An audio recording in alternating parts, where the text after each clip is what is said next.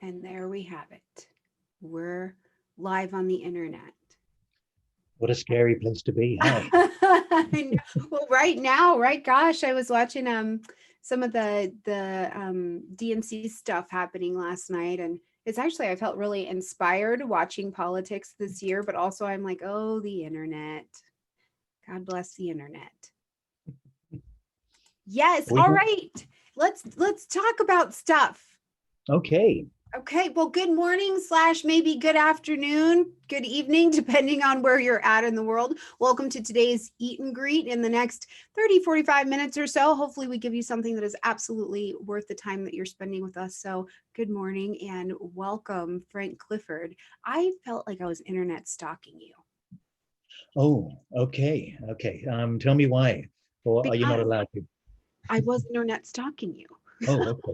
Okay. Yeah, just because it was, I was like going through and I was like, okay, what does he talk about? Oh, I heard that talk, and I'm just going through and then motivating myself to get the courage to ask you to come over. And then you're like, yeah, sure, I'll do it. Sure. Yeah, no, I think it's as I said just now before we began, I like your energy, and I think and you have great hair as well. Look at you. You look fabulous for 7 a.m. I don't know how you do it, but good on you for looking wonderful. No, we were laughing in another episode. Somebody said that. I'm like, you know what, man? First of all, this is all my hair, which shocks people most of the time. And I was like, yeah, but I'm a Virgo rising. And it's so funny because the like chat box went crazy and Virgos and hair seem to be a good connection. The Virgins helping us out. Good, good. I think it's important because when I'm talking to Tony Howard, he's got about 6 planets in Virgo, and however smart I try and look, I get my hair sorted in these COVID times. Tony just looks perfectly sorted, and I just have to laugh. It's almost like he wins the race every time. Yes, he is. He's very much so like this well sculpted little statue. I'm like, does that hair just do what you tell it to, or how does that His, work? his does. I think if you've got 6 planets in Virgo, who's going to deny that order? Really, or who's going to avoid that?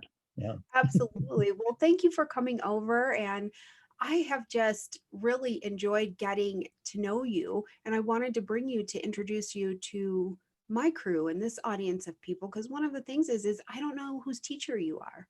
So I wanted to get you in front of them. You're kind of my beautiful, grateful, sacrificial lamb to the students. So I Oh, would that's love nice. for you to tell us a little bit about you before we jump in here. How'd you get started in Oh, this thing? well, I got started. I probably said this story many a time, so I'll make it brief.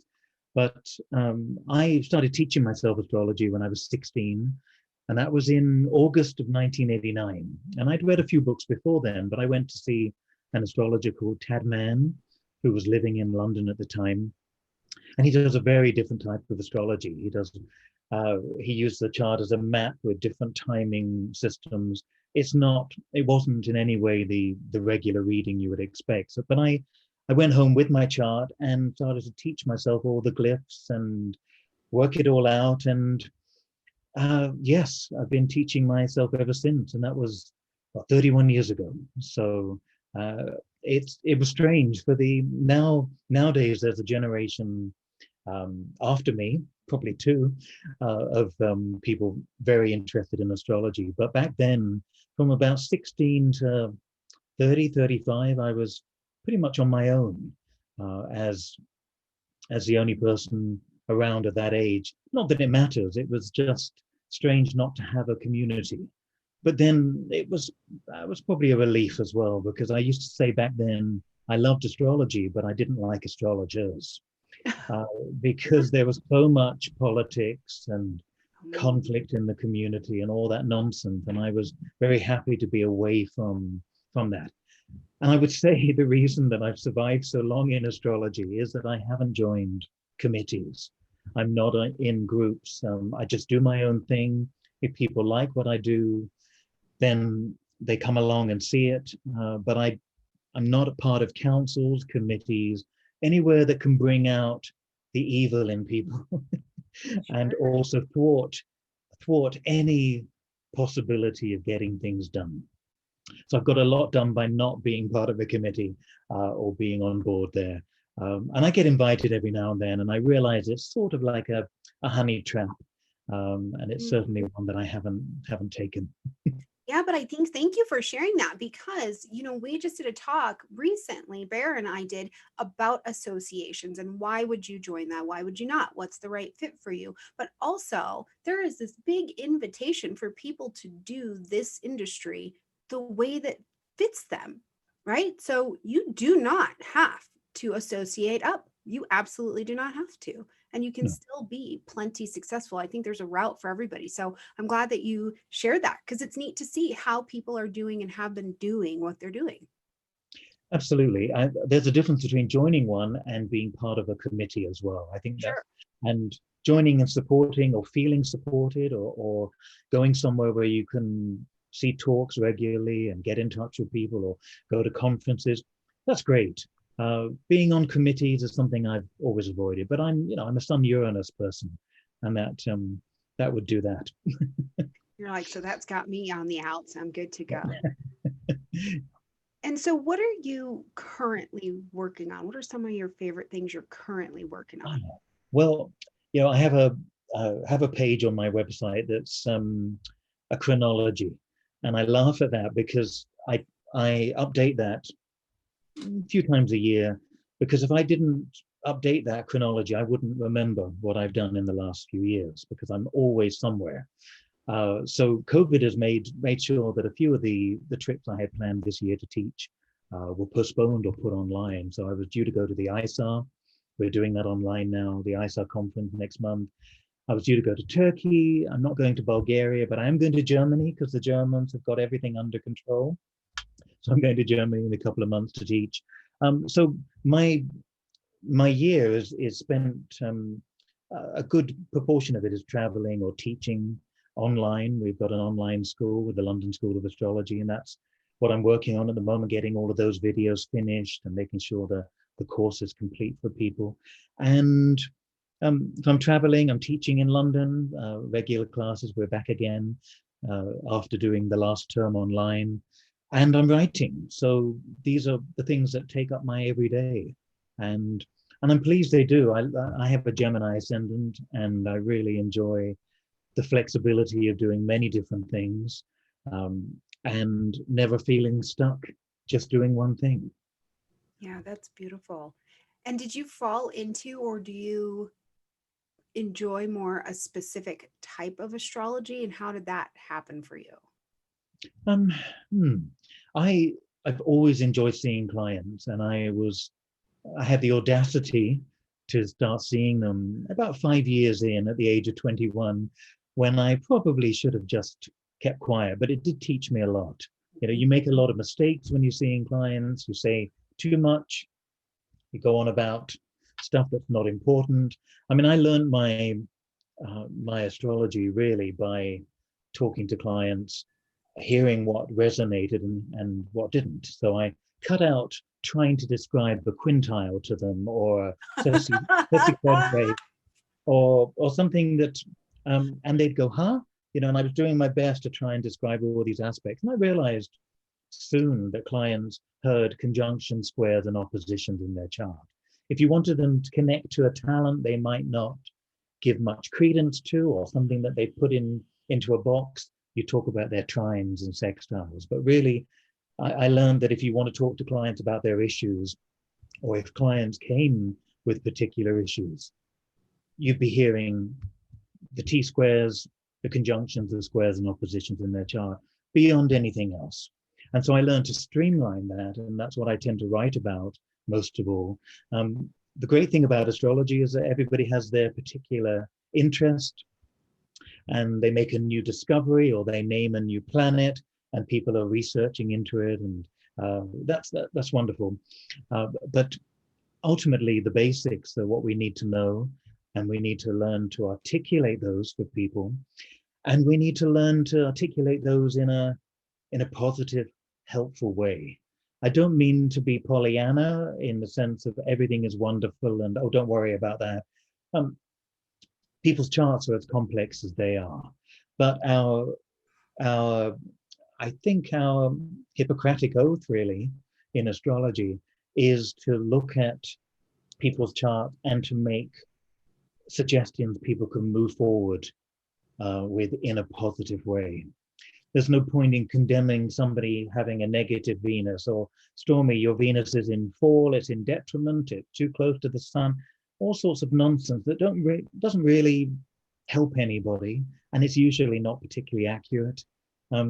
My pet peeve at the moment, and it has been for a number of years, I must say, is this idea of things being debilitated. And you see, the more charts you look at, the more you see people doing extraordinary things with so-called quote unquote bad placements. That's, you know, absolute nonsense when you look at that, and you start to see people living their lives fully, regardless of what we classify to be a debilitated or exalted position. And you see people with exalted positions in their chart doing F all as well, really. So it's extraordinary. The more charts you read, the more you realize that people are working with a set of energies, and they make choices every day to use those energies in productive ways, or less productive, or more negative, or more victim martyr types of ways.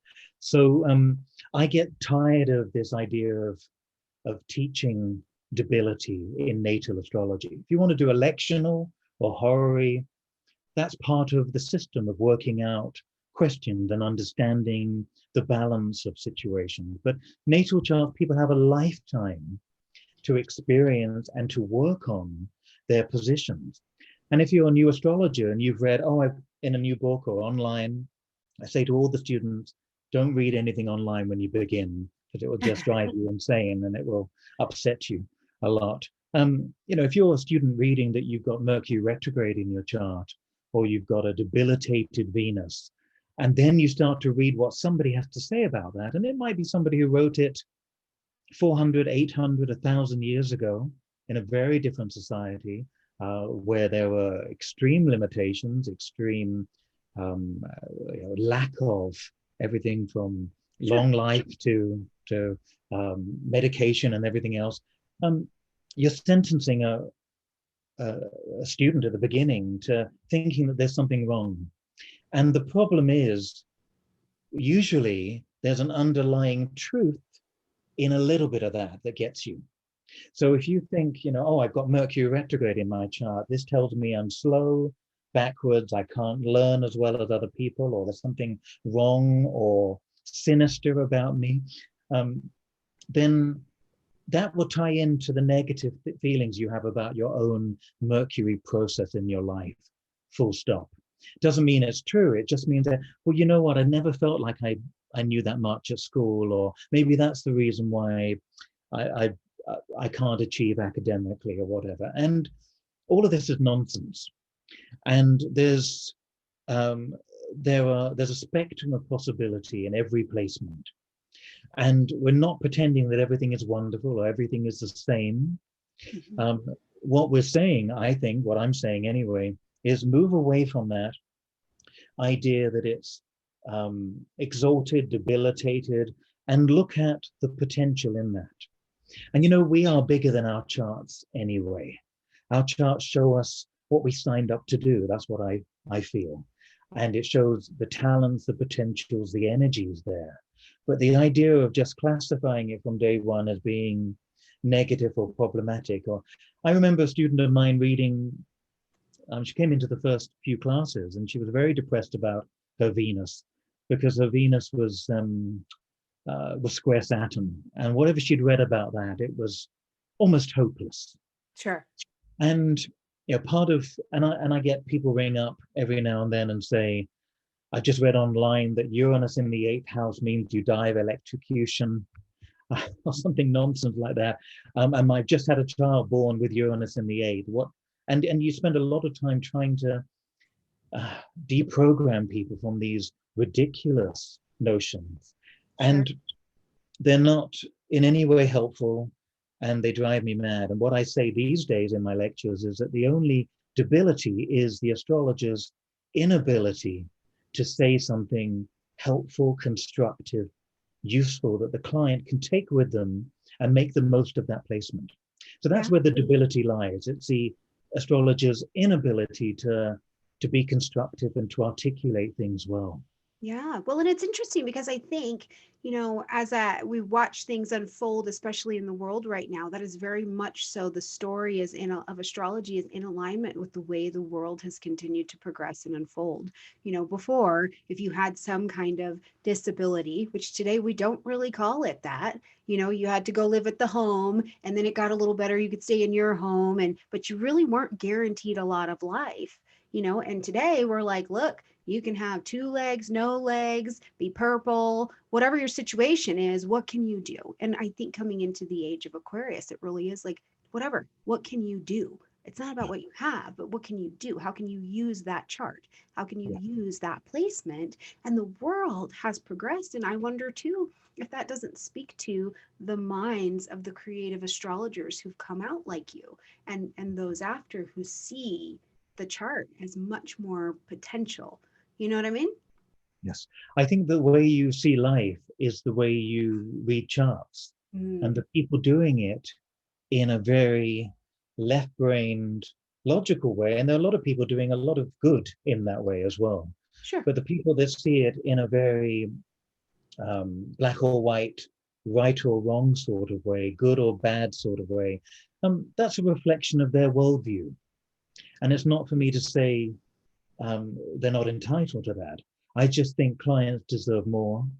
And I think students deserve to be encouraged to see the potential, the spectrum of possibility in any placement. And that's always been a bone of contention, really, with me, because we are in England. We've got a whole mix of astrologies that work well together. In America, there seems to be a big divide now between the evolutionary, which is more of an extreme psychological perspective, Mhm. and the traditional, the classical, that I think has grown out of a response to the idea that anything can mean anything in astrology. Mm, yeah. And I look at both, and I don't think they're incompatible, but the mindset is the problem. They're having a set mindset, and that's difficult. And it's difficult not to have a mindset about people having a mindset. It's like being tolerant and then being intolerant of intolerance. It makes you a little bit intolerant too. Sure. But the key is to keep the dialogue open.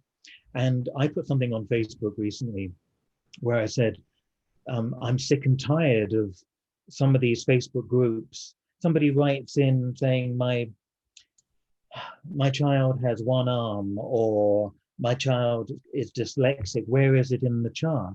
And then you have maybe 50 to 100 responses of people saying what they think it is. And they're bound to be different ones. And you read through them all and think, well, could it be Mars in the eighth? And how, 1/12 of the population have Mars in the eighth without having the issue that the person is talking about. And we seem to feel we need to justify everything in our lives from our charts, or see that reflected in our charts. And I think the chart doesn't show a whole range of things. It shows an energy. So when you say, oh, that person's earned a lot of money, in hindsight, you can see that in their horoscope, because you realize that they put their energy into that area, Sure. and that's grown and that's developed. You look at Steve Jobs's chart, and traditionally it's got everything against it. I think it would be judged traditionally, if people didn't know who it was, as being ineffectual and problematic. But you realize that that man spent his life doing what he loved to do and using his chart to the maximum. And that's where you see success. You go back and you look at what people have done, and you say, looking at your chart, if you put energy into X, Y, and Z, go for it. This is what could happen. The idea of just seeing it, and I remember being really furious at a conference that I created a few years ago. Somebody come in and say this that he'd looked at a client. It's somebody not even seeing clients really, but a client had come to see him and said, I really love to sing. And this astrologer, who was a sort of amateur astrologer, really, particularly with clients, said, I don't see your chart as a singer. You don't have the signature of an eminent singer. And so he dissuaded her from singing.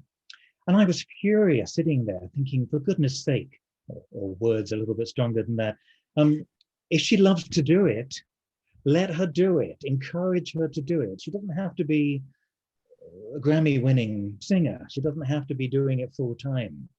And I think when clients come to you with their needs, their issues, etc., we need to listen to them. We need to have a conversation, a dialogue.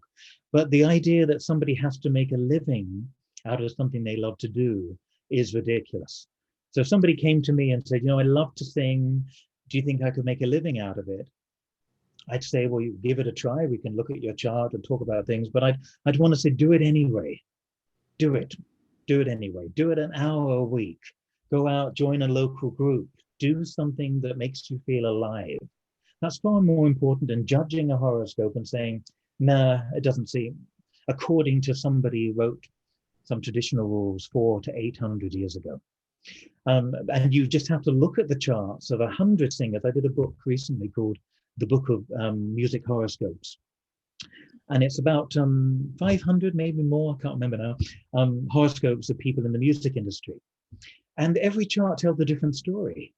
There's no chart of an R&B singer. There's no set chart of somebody who's a jazz musician. What it is, it shows their interest, their life story, what they're going to bring to whatever they choose to do. And that, so ultimately, the chart isn't about telling you whether you're going to be famous, rich, have 5 kids, live in another country. The chart can't tell you that. It can offer possibilities. What it can tell you is that you're of a particular mix of energies. And if you follow those in whatever you want to do, whether you want to be a lawyer, a talk show host, if you want to help in the local supermarket, whatever you want to do, bring that to your job, to your life, and that will bring you joy, and it will bring you a level of success. Which is whatever you call success. It's interesting because in that just mix of energy, I think the chart, like you're saying, does tell us that, but it's also like, this is your mix of energy.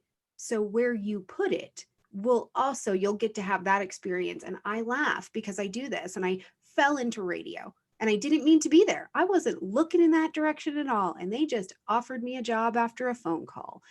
To talk and to go do and to share information is great because that's what I'm going to do. I'm going to talk. I took that same energy and got a job at the library and they fired me in like 2 weeks because they were like, honey, look, like this is a quiet place and you talk a lot. Like people are trying to read, they're trying to be by themselves, so you can take your little ball of energy and you can put it in a lot of different places, but it's yours. So I think, as I'm listening to you and we're hearing this idea that you get your vibe, put it in the most maximally useful place as possible. But along the way, you might put it in some places where you find that that's why your vibe doesn't work there either. Absolutely. And it's the same in relationships. It's not just about work. It's not about fulfilling a vocation. It's understanding who you are sets up a system where you attract better people, better situations into your life. We all know that. It's just that we refuse to see it sometimes. And we just end up in a pattern. I was watching a bit of your talk with Colin that was posted recently. And he has a great way of looking at things and working on looking at relationships. And I was listening thinking, absolutely, it's all down to understanding where you come from, understanding what you need. And I've just finished a bunch of relationship courses online for Turkey and the school that I run in China. And they, a lot of the students want a formula. Tell us how we're going to meet somebody, whether we will have a successful thing, whether you, in India, for example, a lot of my clients are from India and they have a point system in Vedic astrology in terms of compatibility. I think it's something like 36 points. And ultimately, that's literally on paper, the idea. You're 36 points, you're a great match. You meet somebody, you're not attracted to them, but the astrologer tells you and the families are negotiating and the match is perfect, do it. but there's no spark, or there's no interest, there's no sharing. And so astrology is a fabulous way of getting to understand yourself and understanding other people. But there's more to it. There's a magic, there's a chemistry that cannot be seen, but just simply by the chart alone. So there are limitations. I don't want to sound overly Saturnian today, because that's not really who I am. But a lot of student astrologers need a formula. And the more you look at charts and the more you listen to people's stories, you realize there isn't a formula. You can see connections, and that's definitely, you can see different energy types and different spheres of people's lives. But the idea of looking at a chart and being able to predict that this person is going to be wealthy, or the president of the United States, so many other factors come in along the way, and very simple ones like family.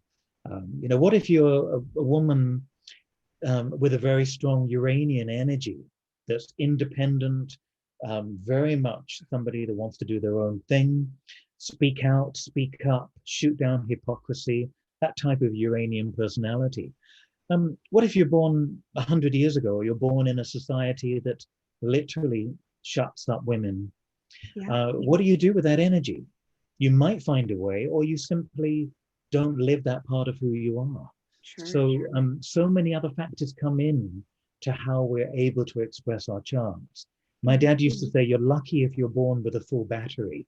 He meant energy-wise, in that sense, that we're lucky that if we're born with the energy to try and succeed at something in our lives. A lot of us are born with things that stump that. It doesn't stop us having a life. It just can stop the energy or the opportunity to take all the chances that we might take.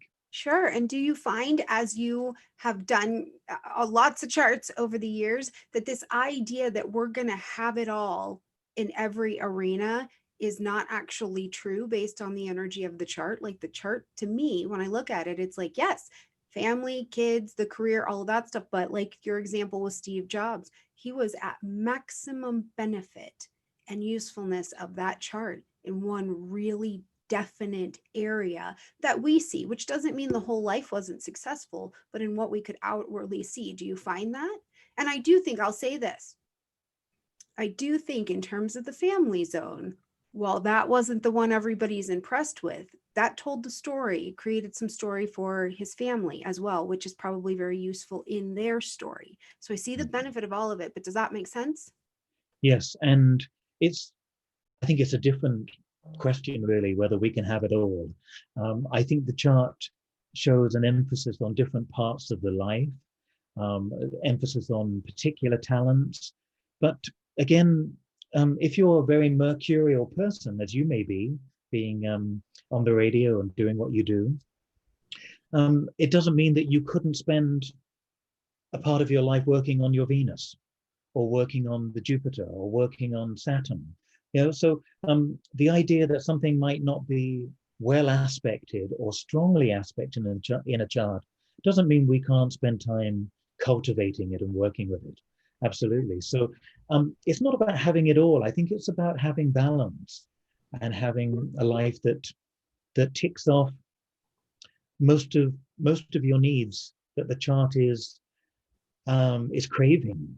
And that's one of the beliefs that I have in astrology. I think that we're born with a set of placements, and I write about this a lot and lecture about it a lot. We're born with a set of placements, Venus in Libra, Mars in Scorpio, whatever they may be. And we attract situations and people into our lives to help us fulfill those needs, those placements, those cravings. So if you've got a lot of Virgo, or your Virgo rising, for instance, or Moon in Virgo, you might find yourself in a situation where there's chaos, where there's a lack of discipline, a lack of discrimination in the good sense of the word. And you're placed into a situation at work, or even in the family early on, where you are the sanity, or the person that does the tidying up. Yeah. And so we find that people with strong Virgo automatically are born into situations where maybe people have become too Neptunian, too Piscean. They've lost boundaries, people drink, people haven't quite disciplined themselves in a Virgo way. And we're born to add that to the mix and try and help people. Or we then go into a work situation where it looks wonderful. The first day we arrive to work, in the interview, it looks wonderful. The first day we arrive at work, it's a mess. And you open up and it's chaos. Yes. So Virgo is born to, in some ways, it's born to do lots of things, but it's born to create order out of chaos. We're the tidiers. Yes, but it doesn't mean you have to sit there and, in a situation. Let's get this sorted. yes, Something usable. yeah. I think Virgo is downplays a lot of their talents, or they are led to believe that they're just here for service. And I think service is a dirty word these days. And Virgo would clean that word up, no doubt, or edit it in a different way. And I think service is a huge thing. Often when clients have difficulties or are wholly submerged in their own difficulty, I say to them, offer your service to somebody else right now. Take yourself out of that and go and help somebody who really needs something practical, and get your hand, roll up your sleeves, get your hands dirty, and work with them. So yes, back to that point, I think signs will seek out situations to make them better at what they're born to do. So Libra will enter a situation where there's a lot of conflict.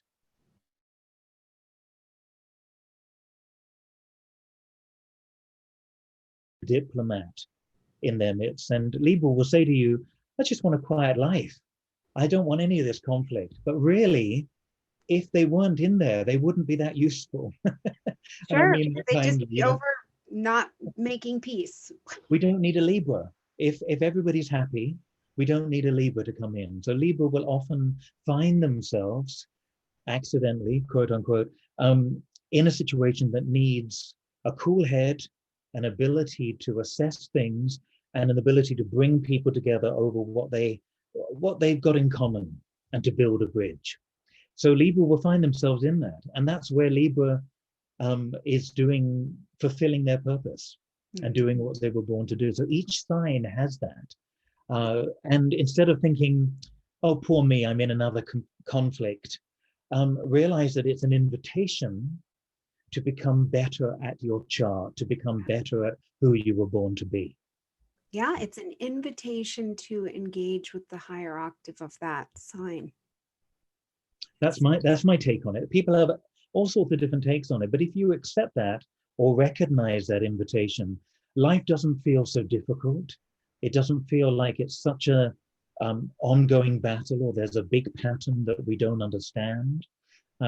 It's like, part of the Scorpio pattern is about getting to the heart of things, getting to the truth of the matter, going deep, and often uncovering betrayal or losing one's innocence early. And if you can accept that's part of what you signed up to do, part of it doesn't mean it's only, your only lot or your only job. You can recognize that part of your life is about being a truth seeker, an investigator, an alchemist, a private eye, whatever you want to call it. And I think acceptance of who you are is one of the great missions that we can accomplish while we're here. And astrology has such a great way of doing that. So we should stop telling Aries people to slow down. Yeah, that is not the thing. No. Yeah. Or Taurus to hurry up, or Gemini to stop talking, or Cancer to stop crying, whatever, all of those things. As soon as you read an astrology book, it says, Aries, you're selfish, stop being selfish. Well, Aries is about focusing on the self and not being apologetic about that. Because as Maya Angelou, a fabulous Aries example, would say, look after yourself before you dare to even think about taking care of somebody else. Yeah. Sure. So the Aries principle is about, yes, focus on yourself so you can work and inspire other people to do that too. Yeah, the chart is like Captain Planet. Like you gotta come together, and our powers combined, we may actually do something really lovely. I think about this in my own house. I have all of the fire signs. I've got one of each of them, and I have this very nice, slow Tauran energy, and I'm happy to plod along, Frank. Happy. And they come in, and each of them, depending on what is going on, will use that fire and stimulate me in a different way, which I get to combine with them sometimes. And I'm like, hold on there. Maybe let's think before we go set that on fire, right? Before we go be enthusiastic about that, you know? And so it's neat, I think, as we consider that the chart really does, we've asked for these energies in our lives. And if we put them all together in that acceptance of, yeah, I kind of have my vibe to bring here, it'll blossom as it needs to. And it can work negatively too, because Oh, we could be somebody very Jupiterian, and yet the family around us is very Saturnian.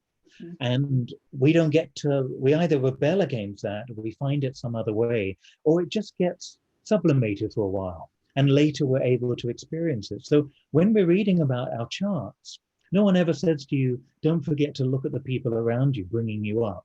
Because what if you're an Aries like I am, and my mum, who's also an Aries, but she taught me to put everybody else first. And she taught me to offer. If people are running for something, I wait for my turn and let everybody else go first. Now, that's not a bad lesson for an Aries to learn, but it's not really the Aries lesson to learn. You've got to learn how to sort of learn to elbow and get what you Yes. need. And then you've got to learn how to fight for yourself before you learn how to fight for others, or to give for others. Um, so yes, it can, if you're around, this is what I don't think is ever said in books, is that if you're of a particular nature, but people around you either don't encourage that, or you're a Leo bursting with creative energy, and everyone says, stop showing off. Or Mm-hmm. everybody says, you know what, nobody's going to listen, or that's not interesting, or you're not talented. Can you imagine that where that Leo goes with that? Yeah. Yeah. Down. It's fire burning within, which is not always the most useful thing. It's very expressive energy. God knows, I've got a very creative little Leo over here. Right. 13, and I was like, no, you're not leaving the house in that creative outfit. Find something else. Thank you. Thank Yes. heavens for the Taurus in you. Yes. Yeah. God bless. And she's got a Taurus moon. We're good. We're on the level. That's brilliant. These are beautiful perspectives. So, I don't want to keep you too long. I know you have busy things to do, but for our people here who are just starting, they're just coming in, they're just getting the glyphs down. What would you tell them? What would you share with them just in the getting started mode? Well, I'd say seek out people that speak to you in a positive, encouraging way, that that encourage you to be who you were born to be. That's the bottom line. Find teachers, find books, find websites that encourage that, um, and uh, and look at your chart. Realize that your chart is going to reveal itself for the rest of your life if you continue looking at it. And whatever you see right now may be a different expression of that planet from 12 years ago, 15 years ago, when you were in high school, or when you were a kid, or whatever. And that the planets never change, the chart is fixed, but the development now, our relationship with planets develops over time. So we learn to do our Saturn a bit better instead of always getting disciplined by other people. I always say, do your Saturn, learn to do your Saturn. Otherwise, there are people who are paid good money every day to stamp a fine on you, on your car, whatever. People are always ready to do Saturn for you if you don't do it yourself. Mm-hmm. So it's a lifelong journey of learning. Don't find just one way of doing it. Be open to many. But I would say whatever speaks to your heart, not your fears, not the idea that you're limited, not the idea that you've got Venus square Saturn opposite Pluto, and therefore, dot, dot, dot, you're going to get two scripts. Always going to be like this, or never going to have that. Whenever Sure. you hear always or never, we know we're stuck in a particular mindset. And the chart is an ever evolving process, because the relationship, the dialogue we have with it can keep changing if we're willing to develop it. So forget the mindsets, find people that speak to you in a way that opens up your heart, and then share it with other people. Share your discoveries of astrology in a positive way with the people around you. Or you've got Moon and Taurus. No, it's not boring. No, it's not stubborn always. Understand that Taurus is stubborn, allegedly, because it's attached to its principles. And so you look at it in a different way instead of just saying, here's a bunch of adjectives that describe you and full stop. Understand that every sign has different levels of expression, and that we are, as I said at the beginning, we're bigger than our charts. They reveal so much about who we are, but there's a spark, whether you call it soul, a spark of who we are, energy that is beyond that is connecting to the chart, but I would say we're greater than our charts in that sense. Yeah. That's beautiful.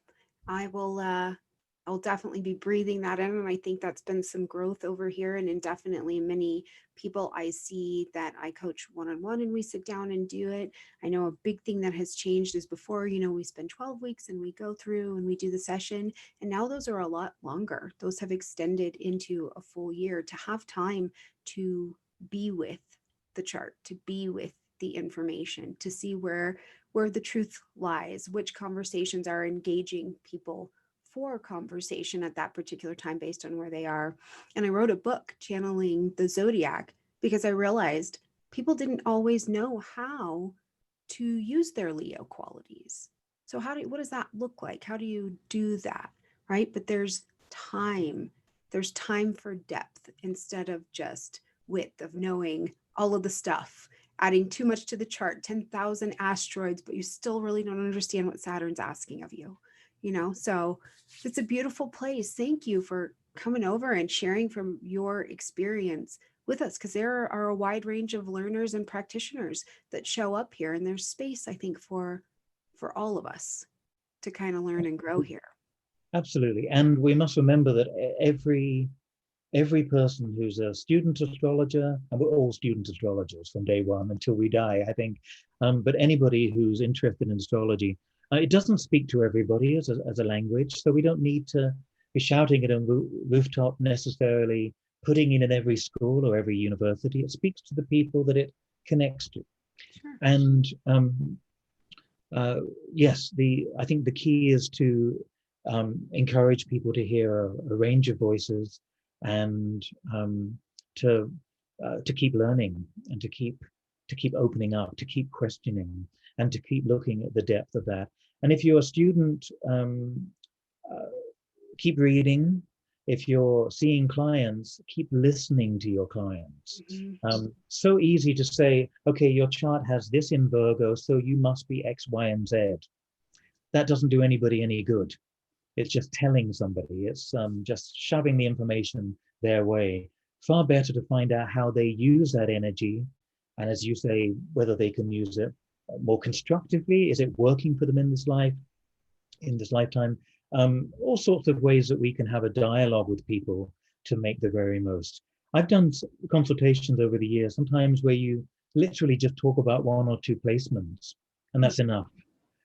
Others that you want to introduce different parts to them, but or you focus on transits or solar arcs or whatever you may do. So, but sometimes it's simply about hearing somebody's story and being able to give them an insight or a direction in a gentle Aries push to do that. Yeah. Gentle Aries push. My husband's like, well, why don't you just do it? And I'm like, oh, I'm getting up there. I'm getting to it, babe. Coming along here. Okay. Frank, where can people find you if they would like to study with you? Because we've got questions of when and where can I study with Frank? Oh, thank you. Well, they can go to londonschoolofastrology.com, and that's the online school. They can simply sign in there, get an account, and listen to some Q&As that I've done to see whether it resonates with them. Every month we do live Q&As. I did a few on Facebook earlier this year, and there's a lot of free stuff on there if you create an account, and you can just listen to me talking about the signs and the placements and different people's charts. Or you can sign up and do a course. But I say to people, sign in anyway, get an account, and have a listen to the free stuff. And if it speaks to you, come and say hello. You know. Yay. Excellent. Well, thank you again so much for coming over. Hopefully you guys have enjoyed it. It's been absolutely worth your time. You'll be able to watch this back on YouTube and definitely catch it on the podcast if you're one of our podcasting friends as well. And Frank, it turns out you're welcome back. People have said you're welcome back. So that's Thank you. always a nice vote. Thank you. It's been a pleasure, and you have such a lovely energy, Stormy. So thank you for doing this and being here. We need more like you. Well, no, we don't. We need others who are different, but we just need one of you. That's what I should Well, say. I tell you what, the collaboration boom is on in the astrology community. I'm watching it is like fire has taken, and I think all of them have been brilliant. And people, young astrologers, the people who've been doing this forever, we have just kind of collabed up, and it's so lovely. I feel like astrology is really got a different life to it right now based on the ability that we have to connect in ways that we haven't in a long time. I agree. I agree. And so we need to build some bridges, Build or the more bridges. bridges. Yeah. And Yeah. for some of you, it may be a part of your story to burn a couple down as well, but it's Oh, all yeah. learning in the end. Yeah. Don't be left without any. But if you need to burn a few down, perfect. Go ahead. Yes, brilliant. All right, you guys, thank you so much. We will see you in the next Eat and Greet. If you're watching on the playback, I'll put the connection link on Twitter, Facebook, and all of the places that you can follow us. And we'll see you guys next time. Bye, everyone.